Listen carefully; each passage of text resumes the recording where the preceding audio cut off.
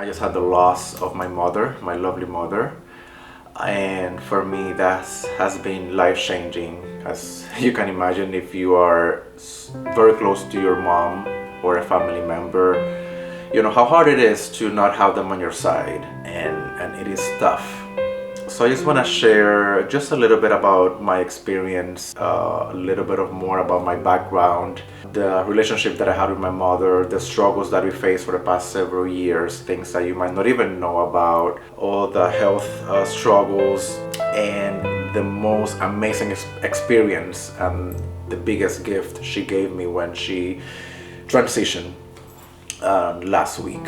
So I wanted to share that with you. This channel, it is for me like an amazing community, a small community, and I feel like at home when I'm talking to you guys and reading your comments, and it's like my therapy. YouTube has been a therapy for me for a number of years now, so it has helped me to just be myself, to come out of my shell and really express how I'm feeling and share my talents and share my passion with you guys. So thank you for being here. Thank you for listening.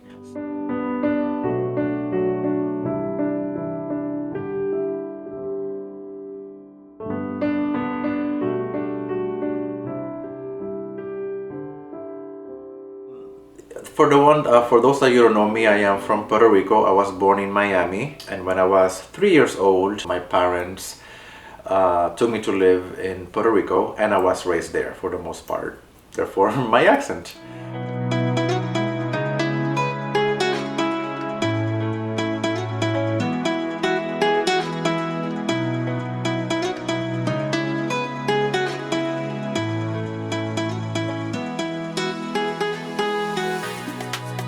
The relationship that I have with my mother since the day I was born, it's been the closest relationship that you can ever imagine. We never live apart. She will take me to school since I was almost in high school, which is crazy, but she was so attached to me. Caring, loving, hardworking woman. She is incredible. And I'm not saying she was, because I think they are still here, and she's still here with me. She's here watching right now, and she's just here. I can feel her. Fast forward, you know, when I was about 17 years old, my parents, you know, got divorced. I was never really that close to my father. So literally my mom was the provider. My mom was the one, you know, working hard to feed me, to pay for my education. And she did it all for me. Went through struggles. Actually, my first job was when I was 12 years old. I was actually archiving medical records on a summer job, and then I worked for Blockbuster Video at the age of 15. At its peak in the late 90s, Blockbuster owned over 9,000 video rental stores in the United States, employed 84,000 people worldwide. I always worked all my life because I needed to survive. I needed to make a living, and she was, you know, trying to sell things herself, and we both survived. And that was the whole family that we had at that time. Literally, it was just me and her. So that bond, it was just like this. Unbreakable bond. Very good kid, very well behaved, never got in trouble, never nothing. I was like, if my mom is not here with me, what I'm gonna do? I don't know anything. I don't know how I'm gonna survive. I'll be lost. I was very concerned with losing her even at a younger age. But God is good, so she kept going, and she had some high blood pressure problems, but she went to some medications and it was under control, and she kept going. That would not stop her at all. And then it was like, you know, I don't want her to worry about money, so I got promoted at an early age, and I became a manager at some major retail stores.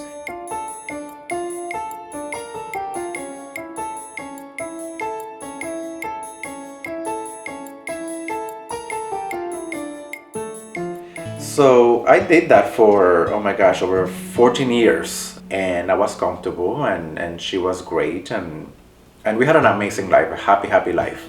And again, it was just like I never ever thought about my mom even leaving. I was like, that's not possible. Like, she's gonna live to the age of 120 or something. Like, death or that will not even cross my mind. And the moment that it crosses my mind, I will break down to tears. Or every time she gets sick, I will panic. That's how attached I am to her to this day. Fast forward, years pass, and I met my husband, and she was like, you know, if that's what you want and you're in love, that's all good. By the way, I really never really dated. Like, I was a homebody. I would go to work, I would have a curfew at the age of 30 something years old. I would still have a curfew. Like, I would still have to call mom and say, hey mom, I am gonna be late at work, it is 12 o'clock. So I really didn't do much, honestly. Now I'm misbehaving, now I'm going crazy now at my older age, in a sense. But back then I was very prude, very, like, I don't know, I was just very different in that sense. But I built a lot of good friends along the way, and very attached to God, very spiritual, and I live at peace. I was very happy. I didn't need anything else. But God is good, and He knew that it was time for me to meet my partner. It was time for me to open my wings and really come out not only from the closet, but come out of life. Because, you know, I was already getting old in age. My mom was getting older, and my mom was like, okay, you gotta meet somebody. You know, I'm not gonna be here forever. And I was like, no, you're gonna be here with me forever. But, you know, she knew. We have a wonderful wedding. And you know what? I always ask God, do not take my mom to the day I get married. I want that she sees me happy. I want that she goes to my wedding and she'll be part of it.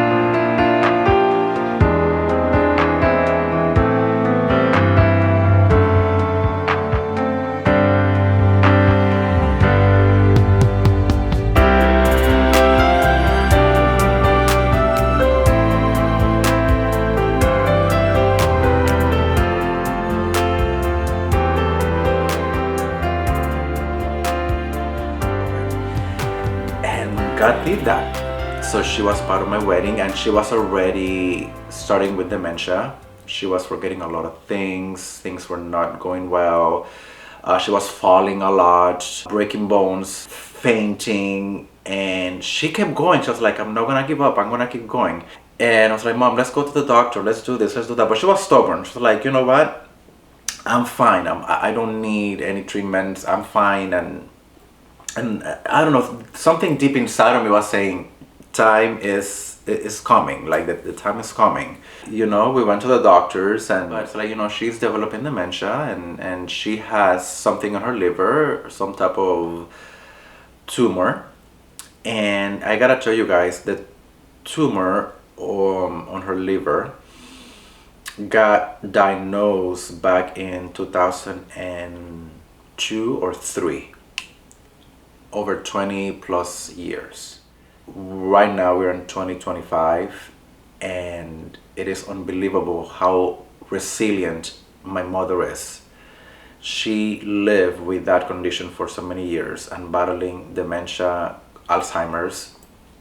I don't know how she did it, but she had a lot of health problems between her liver, cirrhosis. She never drank a day in her life, but she developed that. Congestive heart failure. Then she got pneumonia, COVID, so many conditions that that just happened recently here at the house when, you know, I was taking care of her. And there were days, I gotta tell you, that they were so tough. Like, I have to go to work, I gotta do my videos and film, and I was just breaking. I was crying every day. Every day is just like desperate. I look for doctors in India, alternative medicines, Australia. I mean, I went to so many different specialists, making phone calls, trying to find a solution for the cancer that she developed on her liver. And they're like, you know, you gotta let her go. It is time. She is 84 years old, and you're trying to change destiny. You're trying to change what it is. Like, you can't do much more. You have done everything for her, provided all the best treatments, best caregiving services, and she always lived with me. I never took her to a home ever. I was like, no, she's gonna be under my care. I didn't care about the money. I didn't care about anything. If I had to get loans, I was like, my mom is gonna have the best treatment, the best care. Whatever I can do for her, I'm gonna go. If I have to go to the end of the world, I am gonna do it. And you know, I did that, and I tried everything. At some point, the doctors are like, we cannot do a biopsy because she would not hold a biopsy. We can do chemo. She just have to let her ride. Tops 2 months, that's all she has. There's just nothing else that you can do. Literally, this is like, it is time for you to let her go. That's it. And stubborn, because I'm like my mother, stubborn. And my mom at that time, she did not even comprehend what was happening because of the dementia, and she was kind of like a little bit out of it, and she didn't quite understand what was happening. And I didn't want to really tell her. And I was like, Mom, it's gonna be okay. It's all good, all good, all good. But I knew she felt something. She felt something was going on, but I didn't want her to suffer. So I tried to really hold that in. And part of it, of course, I was developing this anger. I was just breaking things at the house. I was screaming, I was crying, I was just desperate, but I never allow, for the most part, anyone to see that, especially her. I was like, I'm not gonna give up, I'm gonna keep trying. There has to be something, there has to be something. And they gave her 2 months to live, and she survived past 2.5 years after that. I don't know if it was because I tried so many alternative medicines. I don't know if I keep the faith and the prayers and the care and the love, and I don't know, but she lasted 2.5 years, and she held to the point that she couldn't walk anymore. She couldn't move her arms anymore.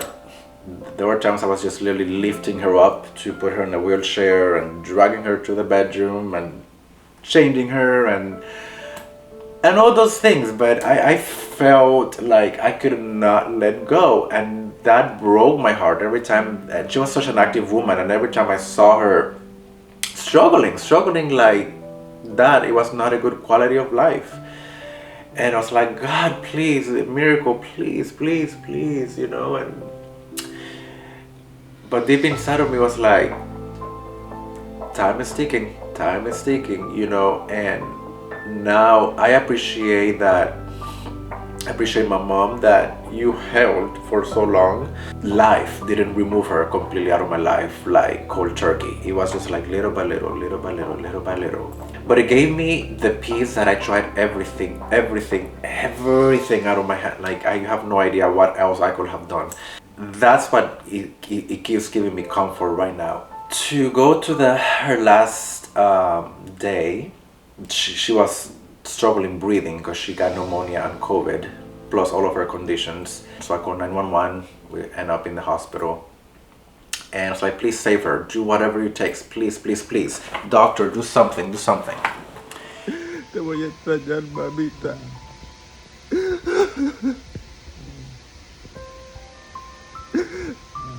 Pero yo sé que vas a estar bien, que me vas a cuidar. Te quiero mucho. My mom is the love of my life, and she is everything. And seeing this, I can't believe it. But I know that we we don't die. It is just our body that changes form. I don't know if she's gonna be watching over me and everyone, and but it's hard. It's hard. I don't know. It's just I love you, mommy.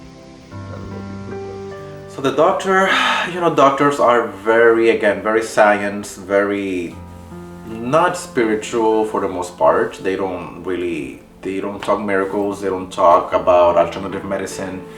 They're very factual. This is it, there's nothing else. The doctor walked into the room and said, I am not sure honestly why I'm saying this to you right now. I came here for a reason. And I was like, okay. I came to tell you 2 words. I don't know what good your mother did in this life or what good do you do in this life, but looking at the medical records with the amount of conditions that she has, on top of that the COVID and the pneumonia, it's like I don't know how she's holding on. She's barely like 90 something pounds, barely breathing. She doesn't have no like fluids or food or whatever, and she's still here. And the doctor's like, I don't know how that's almost like even possible.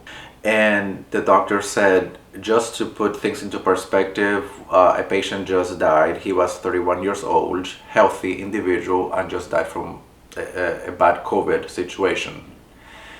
And he just died at 31. And she was like, being a doctor, obviously have seen many patients died alone, and with less conditions, like they have just passed away with way less. Your mother at that age, how resilient she is. I don't know if it's because of something out of nature, then she have to use the words like this is the universe, God, whatever, but I don't have no explanation, but something is happening here. And how beautiful this is right now. And I'm like, what do you mean how beautiful? I got upset with the doctor, like, what do you mean this is beautiful? Like, she's my mom, we need to save her. Like, what do you mean? It's like, well, I gotta tell you. And then she told me, death is a beautiful thing and it is a blessing. And then I lost it. I was so mad. It's like, how dare you say that death is a beautiful thing? How dare you, like, why are you saying that? And I got so mad. And she was like, listen, think about the quality of life, number 1. But number 2, you're thinking that death, it is final.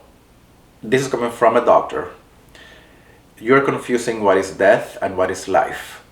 And death, it belongs to the body. Death, what happened to the body, it dissipates. That's just death.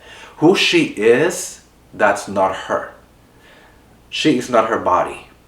You're making her suffer by holding into that body, that vessel that she can no longer use, that is sick. But that's not your mother. You are confusing the 2.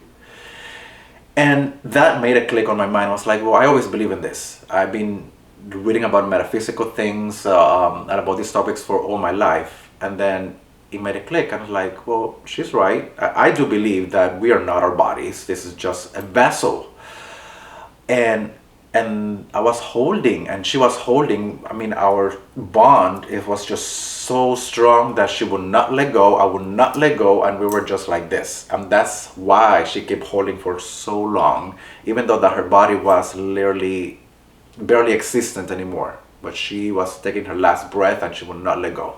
And the doctor's like, you tell me what to do. If you want me to put more fluids on her, you're gonna drown her and she's gonna suffer even more. Why do you want to propone that suffering? It's not worth it. Just let it go in peace and rest, because she is gonna be with you always. And then she said, like, that's all I'm going to say to you. And she walked away. So coming from a doctor, it was like, wow, that's different from me. Any doctor has ever talked to me like that before.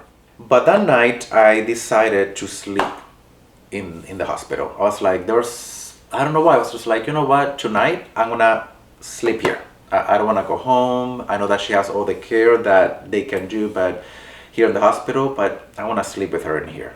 I grabbed a chair and I lay next to her. It was 12 o'clock at night and I fell asleep. About 2 in the morning, and this is the monumental thing that it was the greatest gift that she ever gave me, or the universe. And I want to share this experience with you because it's real and it happened to me, and it has been life-changing. This moment is keeping me here right now talking on the camera. This is what is gonna keep me going for the rest of my life, what I just experienced. So at 2 in the morning, I was sleeping, I was so tired. At 2 in the morning, a huge voice, like huge. It was just like, get up, it is time. Get up, it is time. And I opened my eyes. Immediately, I felt this sense of peace, like peaceful. I was like, okay, it is time.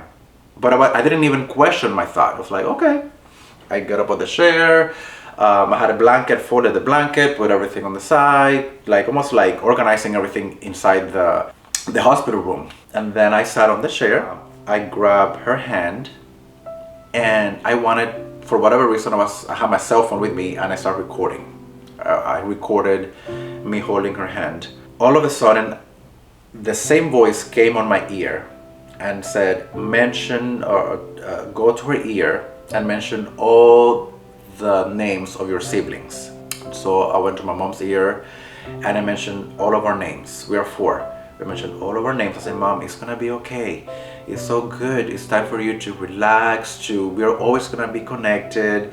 This is just not who you are. You are more than your body. Just relax, rest. Your body is not doing well. You're gonna be much happier, and I'm going to be okay. I'm gonna be just fine. I love you so much. And I gave her a kiss, and I hold her like that. And literally within 20 seconds, maybe after 20 seconds, she took her last breath. Right in there. It was about maybe at 2:20 in the morning. She stopped breathing, and immediately I felt another sense of peace. Like, okay, she stopped breathing. I don't know how. I was composed. Opened the door. I called the nurses. Like, hey, I think she just stopped. I think that it's done. She transitioned. They check. Oh my! And they were the ones almost like panicking. By the way, like they were like, oh, the nurse. I think she's not breathing. All of that. And when that happened, I screamed. Then it hit me. It hit me. I started crying and screaming like I don't know, like never before. I lost it. I lost it. Something pushed me on the chair while the nurses left the room. Then I black out, like literally that I cannot even, everything like blacked out. Something pushed me on the chair, and a huge voice, and it was her voice, and said, don't be ridiculous. That's exactly the word she used. Don't be ridiculous, and like, stop it. Stop the crying, like, stop it now, stop it. And I paused. And then in that moment, she was like, I want that you feel what I'm feeling. Like, this is what I'm experiencing right now. So it was almost like myself crying and myself screaming, it would not have made that connection, and I could not have been able to see what she was seeing. So she was like, stop and feel. And then she was like, saying, I am floating. I don't know what it is, but I am floating. It feels kind of strange, but I feel like I'm walking but not walking. And I was sensing that. And by the way, my chest, my back, it was like huge warmth, like also on each side of my shoulder. It was like a wrap from like here to here, all around me, and it felt like this heat, but not like an uncomfortable heat, like a heat like this, and something like, kind of like it pushed me like this. That's exactly how I felt. And it felt so beautiful, peaceful, like peaceful. And she was like float, and I felt that, like this movement, like waves, and she was like, I'm floating. And then she was playing like with almost like fog, not like a thick cloud, but it was like a fog, and she was doing this. And then I saw 3 bodies. I could not distinguish what they were. To the left, 3, and then there was one to her right, and she was almost like in the middle. Everything was white, and then in the center it was like a baby pink hue, like very, very light pink. That's all it was around. And then she just turned, and then when she turned, I saw her completely dressed in white, like a light fabric, long dress, white. Then she had a shawl, but like a super long shawl that would go down to the floor, and it was in a baby blue, like a very pale, beautiful baby blue. Then her hair was long again, and it was by her waist, like a dark brown hair. And then her hair was loose, but then on the side it was like braided, and she was like maybe 18, 20, like she was super young again. And then she was surprised, and she said, look at me, like she was like doing this, look at me. And she was kind of like not believing what was happening, almost like a very surreal experience. Like I think she was just like figuring out what was happening. And then she was like, I'm still looking, I'm still kind of like, but then she was like, okay, I'm fine, it's good, be good, it's all good. And then it snapped, like, bah! And then I opened my eyes, and then I saw the nurses again in the room. Gotta tell you, I couldn't cry anymore. I couldn't scream anymore, and I felt like this, like a flat line. Like it felt like she took me with her for I don't know for how long, because time stopped. Maybe it was 30 seconds, maybe it was a minute or 2. But I felt like I went over to that level of dimension that she is now, for me to feel what it is.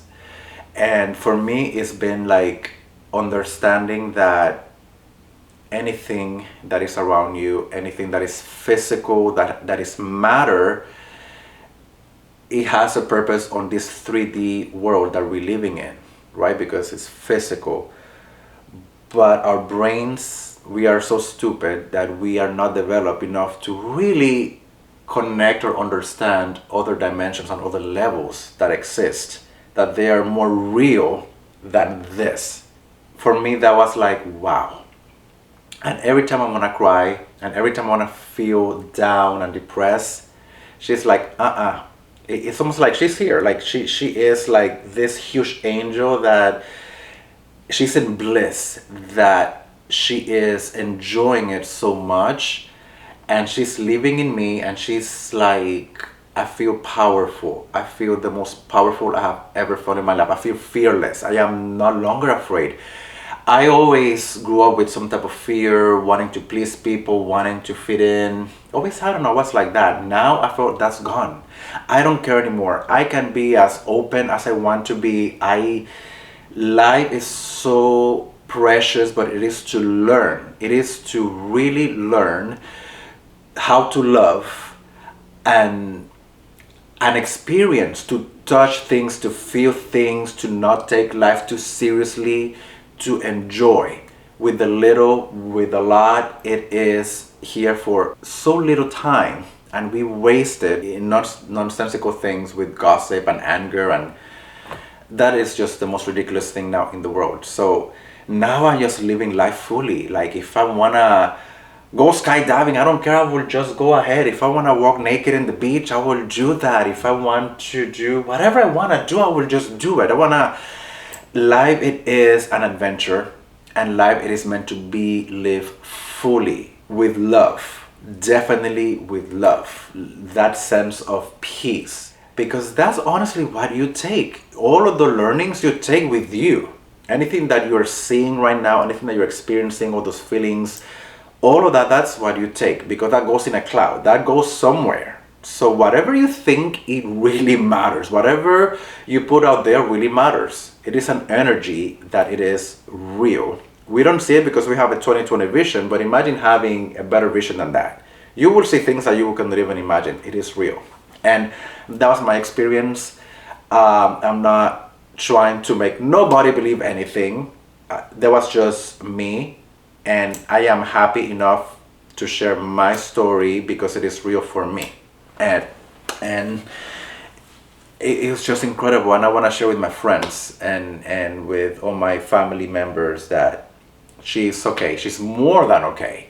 And now seeing it back, she's like, I don't want to go back down to the 3D world with that level of pain and suffering. I'm fine now. But she lived, and she was able to live a full life.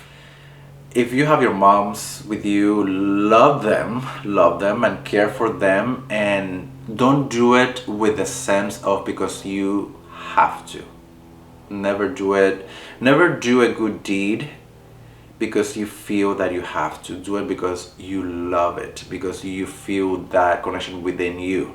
Be authentic and be real, and that's all it matters, because we can use a lot of words to kind of like show, oh, I care for this person, I do this, I do that. The actions are the ones that counts, and your intention.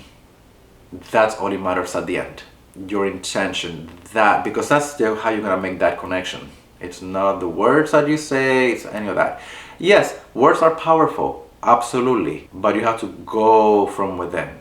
I just wanna really share that little moment with you guys and share part of my story with you, in case that I am not as lively and happy and peppy like I'm always on my videos, but there's a new one that I already filmed, that is coming out soon. But yeah, I'm gonna continue obviously making videos because it makes me feel alive, it makes me feel with a purpose. And yes, it is very mundane about fashion and about beauty and stuff like that, but it is not only about the clothes, it is not only about the makeup or whatever.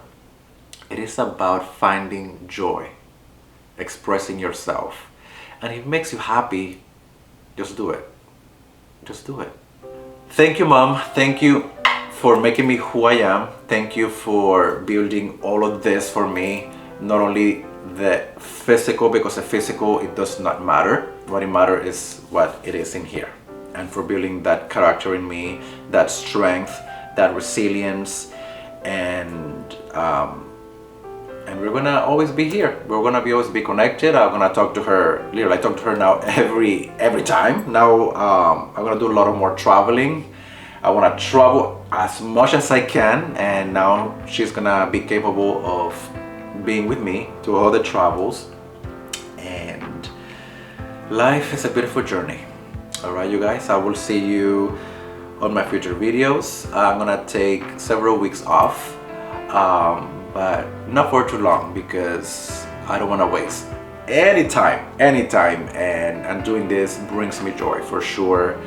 And let's keep connecting, and we'll stay in touch.